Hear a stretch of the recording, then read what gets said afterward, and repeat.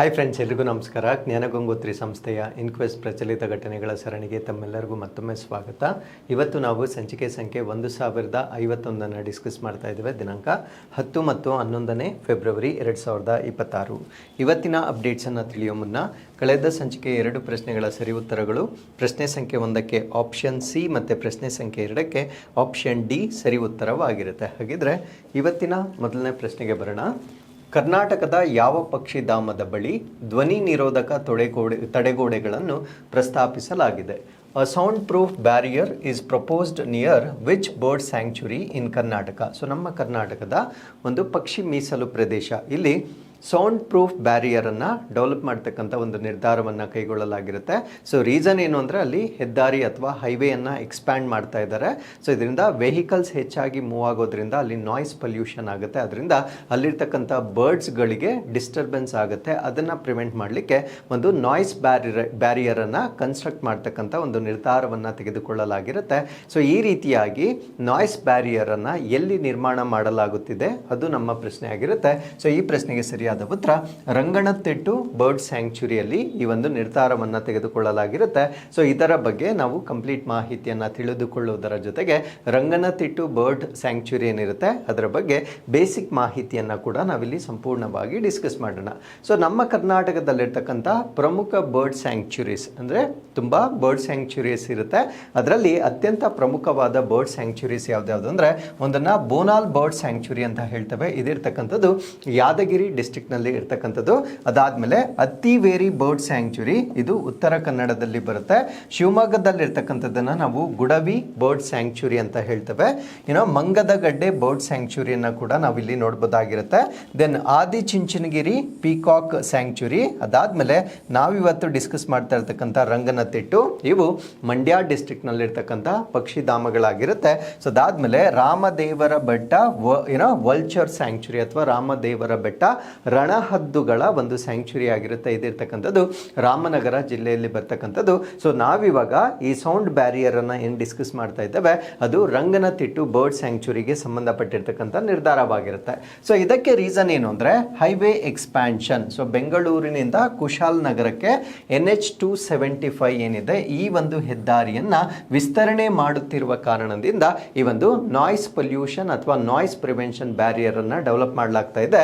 So ಈ ಒಂದು highway ಏನಿದೆ that passes near Ranganathittu bird sanctuary, ಇದು ರಂಗನತಿಟ್ಟು ಪಕ್ಷಿಧಾಮದ ಬಳಿ ಅದು ಹಾದು ಹೋಗುವ ಕಾರಣದಿಂದ ಸೊ ಈ ಒಂದು ನಿರ್ಧಾರವನ್ನು ತೆಗೆದುಕೊಳ್ಳಲಾಗಿರುತ್ತೆ. ಸೊ ಈ ಒಂದು ಪ್ರದೇಶ ಏನಿದೆ that falls within eco sensitive zone, ಅಂದರೆ ಆ ಒಂದು ಎಕ್ಸ್ಪ್ಯಾನ್ಷನ್ ಇವಾಗ ಏನು ಮಾಡ್ತಾ ಇದ್ದಾರೆ ಆ ಪ್ರದೇಶ ಏನಿದೆ ಅದು ಪರಿಸರ ಸೂಕ್ಷ್ಮ ವಲಯದ ವ್ಯಾಪ್ತಿಗೆ ಬರ್ತಕ್ಕಂಥ ಒಂದು ಪ್ರದೇಶವಾಗಿರುತ್ತೆ. ಸೊ ಈ ಒಂದು ಕಾರಣದಿಂದ ಯಾಕಂದರೆ ಈ ಈಕೋ ಸೆನ್ಸಿಟಿವ್ ಝೋನ್ ಅಂತ ನಾವು ಏನು ಪ್ರದೇಶವನ್ನು ನೋಡ್ತೇವೆ ಸೊ ಅಲ್ಲಿ ಸಾಕಷ್ಟು ಆಕ್ಟಿವಿಟೀಸನ್ನು ಪ್ರಾಹಿಬಿಟ್ ಮಾಡಲಾಗಿರುತ್ತೆ, ಕಂಟ್ರೋಲ್ಡ್ ಇರುತ್ತೆ. ಕೆಲವು ಚಟುವಟಿಕೆಗಳನ್ನು ಮಾತ್ರ ಅಲ್ಲಿ ಅಲೋ ಮಾಡಲಾಗಿರುತ್ತೆ. ಸೊ ಈ ನಿಟ್ಟಿನಿಂದ ಹೆದ್ದಾರಿಯನ್ನು ಎಕ್ಸ್ಪ್ಯಾನ್ಷನ್ ಮಾಡುತ್ತಿರುವ ಕಾರಣದಿಂದ ಆ ನಾಯ್ಸ್ ಅನ್ನು ಕಂಟ್ರೋಲ್ ಮಾಡ್ತಕ್ಕಂಥದ್ದು ಇದಕ್ಕೆ ಅತ್ಯಂತ ಅನಿವಾರ್ಯವಾಗಿರುತ್ತೆ. ಸೊ ಅದರಿಂದ ದಿ ಕನ್ಸ್ಟ್ರಕ್ಷನ್, ಸೊ ಈ ಒಂದು ವಿಧಾನದಲ್ಲಿ ಅವ್ರು ಏನು ಮಾಡ್ತಾ ಇದ್ದಾರೆ ಅಂದರೆ 650 ಮೀಟರ್ ನಾಯ್ಸ್ ಬ್ಯಾರಿಯರನ್ನು ಡೆವಲಪ್ ಮಾಡ್ತಾರೆ. ಅಂದರೆ 650 ಮೀಟರ್ ಉದ್ದದ ಒಂದು ಶಬ್ದದ ತಡೆಗೋಡೆಯನ್ನು ನಿರ್ಮಾಣ ಮಾಡ್ತಕ್ಕಂಥದ್ದು ಇದರ ಉದ್ದೇಶವಾಗಿರುತ್ತೆ.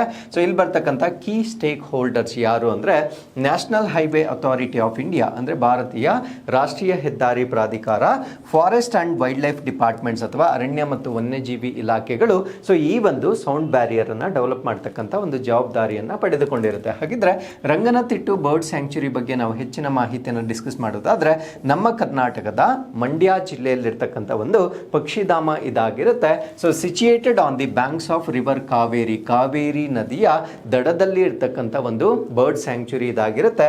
ಸೊ ಇದು ಶ್ರೀರಂಗಪಟ್ಟಣದ ಬಳಿ ಇರ್ತಕ್ಕಂಥ ಒಂದು ಬರ್ಡ್ ಸ್ಯಾಂಕ್ಚುರಿ ಆಗಿ ನಾವು ನೋಡ್ಬೋದಾಗಿರುತ್ತೆ. ಸೊ ಇದರ ಎಸ್ಟಾಬ್ಲಿಷ್ಮೆಂಟ್ ಸ್ಟೇಟಸ್ ಅಂದರೆ ಸ್ಥಾಪನೆ ಯಾವಾಗಾಯಿತು ಮತ್ತು ಅದರ ಪರಿಸ್ಥಿತಿ ಅಥವಾ ಅದರ ಸ್ಟೇಟಸ್ ಏನು ಅಂತ ನಾವಿಲ್ಲಿ ನೋಡೋದಾದರೆ ಸೊ ಇದನ್ನು ಬರ್ಡ್ ಸ್ಯಾಂಕ್ಚುರಿ ಅಂತ ಡಿಕ್ಲೇರ್ ಮಾಡಿರ್ತಕ್ಕಂಥದ್ದು 1940ಯಲ್ಲಿ 1940ರಲ್ಲಿ ಇದನ್ನು ಪಕ್ಷಿಧಾಮ ಎಂದು ಘೋಷಣೆ ಮಾಡಲಾಗಿರುತ್ತೆ. ಅಂದರೆ ಅಲ್ಲಿ ಆಲ್ರೆಡಿ ಪಕ್ಷಿಗಳಿರುತ್ತೆ, ಇದನ್ನು ಎಸ್ಟಾಬ್ಲಿಷ್ ಮಾಡೋ ಅವಶ್ಯಕತೆ ಇಲ್ಲ. ಸೊ ಅದನ್ನು ಡಿಕ್ಲೇರ್ ಮಾಡಿ ಅದನ್ನು ಪ್ರೊಟೆಕ್ಟ್ ಮಾಡ್ತಕ್ಕಂಥ ಕೆಲಸವನ್ನು ಮಾಡಬೇಕಾಗಿರುತ್ತೆ. ಸೊ ಈ ನಿಟ್ಟಿನಲ್ಲಿ 1940ರಲ್ಲಿ ಇದನ್ನು ಪಕ್ಷಿಧಾಮ ಎಂದು ಘೋಷಣೆ ಮಾಡಿರ್ತಕ್ಕಂಥದ್ದು ನಮಗೆ ಗೊತ್ತಿರಬೇಕಾಗಿರುತ್ತೆ. And this is notified under the wildlife protection act 1972, ವನ್ಯಜೀವಿ ಸಂರಕ್ಷಣೆ ಕಾಯ್ದೆ 1972ರ ಅಡಿಯಲ್ಲಿ ಇದನ್ನು ಅಧಿಸೂಚನೆ ಮಾಡಲಾಗಿರುತ್ತೆ. ಸೊ ಅಲ್ಲಿಗೆ ನಾವಿಲ್ಲಿ ತಿಳ್ಕೊಳ್ಬೇಕಾಗಿರ್ತಕ್ಕಂಥದ್ದು ಏನು ಅಂದರೆ, ಈ ಬರ್ಡ್ ಸ್ಯಾಂಕ್ಚುರೀಸ್ ಅಥವಾ ಪಕ್ಷಿಧಾಮಗಳು ಯಾವ ಒಂದು ಕಾಯ್ದೆಯ ಅಡಿಯಲ್ಲಿ ಅದನ್ನು ನೋಟಿಫೈ ಮಾಡ್ತಾರೆ ಅಂತ ಕೇಳಿದಾಗ ವೈಲ್ಡ್ ಲೈಫ್ ಪ್ರೊಟೆಕ್ಷನ್ ಆ್ಯಕ್ಟ್ 1972 ಅಂತ ನಮಗೆ ಗೊತ್ತಿರಬೇಕಾಗಿರುತ್ತೆ. ಸೊ ಈ ಒಂದು ರಂಗನತಿಟ್ಟು ಏನಿರುತ್ತೆ ಇದಕ್ಕೆ ರಾಮ್ಸಾರ್ ವೆಟ್ಲ್ಯಾಂಡ್ ಸ್ಟೇಟಸ್ ಕೂಡ ಬಂದಿರುತ್ತೆ. ರಾಮ್ಸಾರ್ ಜೌಗು ಭೂಮಿಗಳ ಅಥವಾ ಜೌಗು ಪ್ರದೇಶದ ಸ್ಥಾನಮಾನವನ್ನು ಕೂಡ ಕೊಟ್ಟಿರ್ತಾರೆ. ಸೊ ಇದು ನಮ್ಮ ಕರ್ನಾಟಕದಿಂದ ರಾಮ್ಸಾರ್ಗೆ ಆಯ್ಕೆಯಾಗಿರ್ತಕ್ಕಂಥ ಪ್ರಪ್ರಥಮ ವೆಟ್ಲ್ಯಾಂಡ್ ಆಗಿ ನಾವು ನೋಡ್ಬೋದಾಗಿರುತ್ತೆ. So this happen in the year 2022 ಅಲ್ಲಿ ಆಗಿರ್ತಕ್ಕಂಥ ಒಂದು ಅಪ್ಗ್ರೇಡ್ ಇದಾಗಿರುತ್ತೆ. ಸೊ ಈ ಒಂದು ಪ್ರದೇಶದ ಜಿಯೋಗ್ರಫಿಕಲ್ ಫೀಚರ್ಸ್, ಭೌಗೋಳಿಕ ಲಕ್ಷಣಗಳು ಹೇಗಿದೆ ಅದನ್ನು ನಾವಿಲ್ಲಿ ನೋಡೋದಾದ್ರೆ, it comprises 6 small islets on river Kaveri, ಅಂದರೆ ಕಾವೇರಿ ನದಿಗೆ ಅಡ್ಡಲಾಗಿ 6 ಸಣ್ಣ ದ್ವೀಪಗಳನ್ನು ಅಥವಾ ತೊರೆಗಳನ್ನು ಇದು ಒಳಗೊಂಡಿರ್ತಕ್ಕಂಥದ್ದನ್ನು ನಾವು ನೋಡ್ಬೋದಾಗಿರುತ್ತೆ. So it is form due to construction of Krishnarajasagara dam. So ಈ ಒಂದು ಐಸ್ಲೆಟ್ಸ್ಗಳು ಕೃಷ್ಣರಾಜ KRS ಅಂತ ನಾವೇನು ಹೇಳ್ತೇವೆ, ಕೃಷ್ಣರಾಜಸಾಗರ ಅಣೆಕಟ್ಟನ್ನು ನಿರ್ಮಾಣ ಮಾಡಿದ ನಂತರ ಇದು ರೂಪುಗೊಂಡಿರ್ತಕ್ಕಂಥದ್ದು ನಮಗೆ ತಿಳಿದಿರಬೇಕಾಗಿರುತ್ತೆ. ಸೊ ಇದನ್ನು ನಾವು ರಿವರೈನ್ ವೆಟ್ಲ್ಯಾಂಡ್ ಇಕೋಸಿಸ್ಟಮ್ ಅಂತ ಹೇಳ್ತೇವೆ. ಯಾಕಂದರೆ ಅಲ್ಲಿ ನದಿ ಇರುವ ಕಾರಣದಿಂದ ನದಿ ತೀರದ ಜೌಗು ಭೂಮಿ ಅಂತ ನಾವು ಇದನ್ನು ಹೇಳ್ಬೋದಾಗಿರುತ್ತೆ. ಸೊ ಈ ರೀತಿಯಾಗಿ ಡಿಫ್ರೆಂಟ್ ಟೈಪ್ಸ್ ಆಫ್ ವೆಟ್ಲ್ಯಾಂಡ್ಸ್ ಬರುತ್ತೆ. ಸೊ ರಂಗನತಿಟ್ಟು ನಾವೇನು ಡಿಸ್ಕಸ್ ಮಾಡ್ತಾ ಇದ್ದೇವೆ ಇದನ್ನು ನಾವು ರಿವರೈನ್ ವೆಟ್ಲ್ಯಾಂಡ್ ಅಂತ ಹೇಳ್ಬೋದಾಗಿರುತ್ತೆ, ಅಥವಾ ನದಿ ತೀರದ ಜೌಗು ಪ್ರದೇಶ ಅಂತ ನಾವು ಇದನ್ನು ಹೇಳ್ಬೋದಾಗಿರುತ್ತೆ.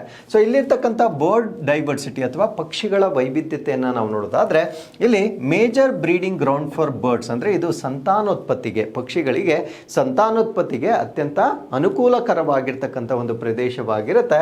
ಸೊ ಇಲ್ಲಿರ್ತಕ್ಕಂಥ ರೆಸಿಡೆಂಟ್ ಸ್ಪೀಶೀಸ್, ಅಂದರೆ ಅಲ್ಲೇ ಸ್ಥಳೀಯವಾಗಿರ್ತಕ್ಕಂಥ ಪಕ್ಷಿಗಳನ್ನು ನಾವು ನೋಡೋದಾದ್ರೆ ಪೇಂಟೆಡ್ ಸ್ಟಾರ್ಕ್ ಅನ್ನು ನಾವು ನೋಡ್ಬೋದು, ಏಷಿಯಂಟ್ ಓಪನ್ ಬಿಲ್ ಸ್ಟಾರ್ಕ್ ಅನ್ನು ನಾವು ನೋಡ್ಬೋದಾಗಿರುತ್ತೆ. ಸೊ ಅದ್ರ ಜೊತೆಗೆ spoonbill, river tern and cormorants ಗಳಂತಹ ಒಂದು ಸ್ಥಳೀಯವಾದ ಪಕ್ಷಿಗಳು ಇಲ್ಲಿ ಹೆಚ್ಚಾಗಿ ಇರ್ತಕ್ಕಂಥದ್ದು. ಇದರ ಜೊತೆಗೆ there are many migratory birds, ಅಂದರೆ ವಲಸೆ ಬರ್ತಕ್ಕಂಥ ಪಕ್ಷಿಗಳು ಕೂಡ ಇಲ್ಲಿರ್ತವೆ.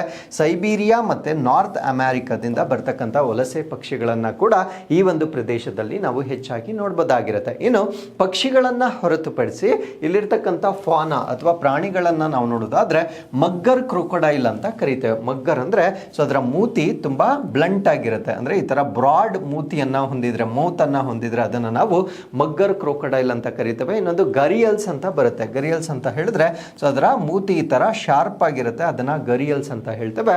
ಬಟ್ ಇಲ್ಲಿ ಕಂಡು ಬರ್ತಕ್ಕಂಥ ಮೊಸಳೆಗಳು ಮಗ್ಗರ್ ಜಾತಿಗೆ ಸೇರಿರ್ತಕ್ಕಂಥ ಮೊಸಳೆಗಳನ್ನು ನಾವು ಹೆಚ್ಚಾಗಿ ನೋಡ್ಬೋದಾಗಿರುತ್ತೆ.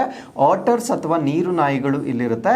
ಬ್ಯಾಟ್ಸ್ ಅಥವಾ ಬಾವಲಿಗಳು, ಅದ್ರ ಜೊತೆಗೆ ಒಂದು ಲಿಸರ್ಡ್ ಅಥವಾ ಹಲ್ಲಿ ಇರುತ್ತೆ, ಅದನ್ನು ನಾವು ಮಾನಿಟರ್ ಹಲ್ಲಿ ಅಂತ ಹೇಳ್ತೇವೆ. ಸೊ ಈ ರೀತಿಯ ಬಯೋಡೈವರ್ಸಿಟಿಯನ್ನು ಹೊಂದಿರತಕ್ಕಂಥ ಒಂದು ಪ್ರದೇಶ ಇದಾಗಿರುತ್ತೆ. So with this let's get into question number 2. Chandrayaan 4ಗಾಗಿ ಗುರುತಿಸಲಾದ ನಿರ್ದಿಷ್ಟ ಲ್ಯಾಂಡಿಂಗ್ ಸೈಟ್ ಯಾವುದು?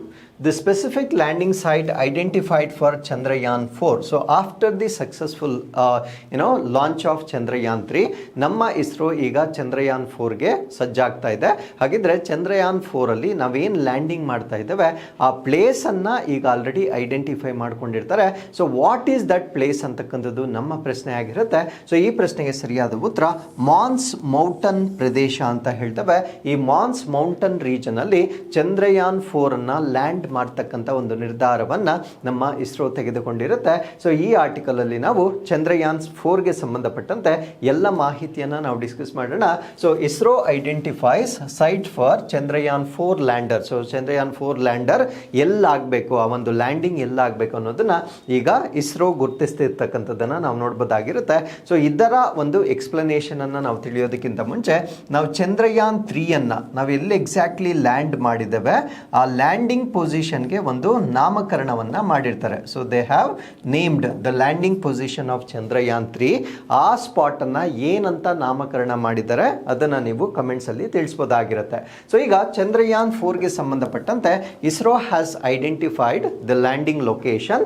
ಸೊ ಈ ಒಂದು ಲ್ಯಾಂಡಿಂಗ್ ಲೊಕೇಶನ್ ಅನ್ನು ನಾವೇನಂತ ಕರಿತೀವಿ ಅಂದ್ರೆ ಈ ಚಂದ್ರಯಾನ್ 4 ಬೇಸಿಕಲಿ ಇದರ ಆಬ್ಜೆಕ್ಟಿವ್ ಏನು ಅಂದ್ರೆ India's first lunar sample return mission ಅಂತ ಹೇಳ್ತೇವೆ. ಅಂದ್ರೆ ನಮ್ಮ ಭಾರತ ದೇಶದ ಪ್ರಪ್ರಥಮ ಮಾದರಿಗಳನ್ನು ತೆಗೆದುಕೊಂಡು ಬರ್ತಕ್ಕಂಥ ಮಿಷನ್. ಏನಿದು ಸ್ಯಾಂಪಲ್ ರಿಟರ್ನ್ ಮಿಷನ್ ಅಂದರೆ ಚಂದ್ರನ ಮೇಲ್ಮೇಲಿರ್ತಕ್ಕಂಥ ವಸ್ತುಗಳನ್ನು ಕಲೆಕ್ಟ್ ಮಾಡಿಕೊಂಡು ಅದನ್ನು ಭೂಮಿಗೆ ವಾಪಸ್ ತೆಗೆದುಕೊಂಡು ಬರುತ್ತೆ. ಆ ವಸ್ತುಗಳನ್ನು ನಾವಿಲ್ಲಿ ಅನಲೈಸ್ ಮಾಡುವ ಮುಖಾಂತರ ಚಂದ್ರನ ಒಂದು ಭೌಗೋಳಿಕ ಲಕ್ಷಣಗಳ ಬಗ್ಗೆ ನಾವು ತಿಳಿಯಬಹುದಾಗಿರುತ್ತೆ. ಸೊ ಈ ರೀತಿಯಾಗಿ ನಮ್ಮ ಭಾರತ ದೇಶ ಮಾಡ್ತಾ ಇರ್ತಕ್ಕಂಥ ಸ್ಯಾಂಪಲ್ ರಿಟರ್ನ್ ಮಿಷನ್ ಏನಿದೆ, ಸ್ಯಾಂಪಲ್ ರಿಟರ್ನ್ ಅಂದರೆ ಅಲ್ಲಿರ್ತಕ್ಕಂಥ ಮಾದರಿಗಳನ್ನು ಭೂಮಿಗೆ ತೆಗೆದುಕೊಂಡು ಬರ್ತಕ್ಕಂಥ ಒಂದು ಮಿಷನ್ ಏನಿದೆ, ಇದು ನಮ್ಮ ಭಾರತ ದೇಶದ ಮೊದಲ ಮಿಷನ್ ಆಗಿ ನಾವು ನೋಡ್ಬೋದಾಗಿರುತ್ತೆ. ಸೊ ಈ ಒಂದು ಲಾಂಚ್ ಅನ್ನು ನಾವು 2028ರಲ್ಲಿ ಅಂದರೆ ಚಂದ್ರಯಾನ್ 4 ಅನ್ನು ನಾವು 2028ರಲ್ಲಿ ಮಾಡ್ತಕ್ಕಂಥ ಒಂದು ಟಾರ್ಗೆಟ್ ಅನ್ನ ಇಟ್ಕೊಳ್ಳಾಗಿರುತ್ತೆ.